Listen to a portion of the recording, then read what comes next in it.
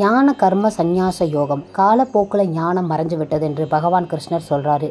காலம் காலமாக தர்மத்தை மீண்டும் நிலைநாட்ட, துஷ்டர்களை அழித்து நல்லவர்களை காக்க நான் நிறையா வழியில் உருவாகுவேன் அப்படிங்கிறாரு பகவான். பகவானுடைய பிறப்பையும் செயலையும் தெரிஞ்சவங்க திரும்பவும் பிறப்பதில்லை.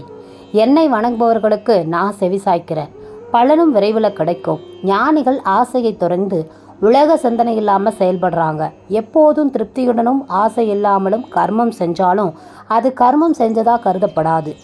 மனசையும் உடலையும் அடக்கி பொருட்கள் மேலே பற்று இல்லாமல் செய்கிற செயல்கள் பாவம் இல்லாதது. சுக துக்கங்களை மாதிரியே இந்த இரட்டைகளையும் பொருட்படுத்தாது பொறாமை இல்லாமல் மனநிறைவோடு செய்பவன் சுதந்திரமானவன். எதிலும் பற்றில்லாமல் மனதை ஞானத்தில் ஈடுபடுத்தி தியாகம் செய்கிறவன் சுதந்திரமானவன். எல்லா யக்ஞங்களிலும் ஞான யக்ஞமே உயர்ந்தது. ஏன்னா எல்லா கர்மங்களும் ஞானத்தில் அடங்கி விடுது. ஞானிகளை பணிவுடன் பார்க்கணும், அவங்களும் உங்களுக்கு ஞானத்தை தருவாங்க. ஞானத்தை வாங்கிட்டோம்னா மோகத்திலிருந்து விடுபடலாம். உலகத்தை முதலில் உன்னிடத்தில் பின் என்னிடத்தில், அதாவது பகவானிடத்தில் பார்க்கலாம் அப்படிங்கிறாரு.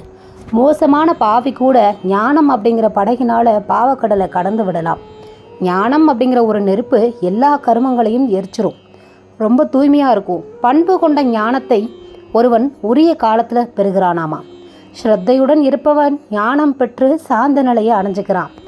சந்தேகப்படுறவன் அழிஞ்சிடறான். ஞானம் சந்தேகத்தை அழித்துவிடும்.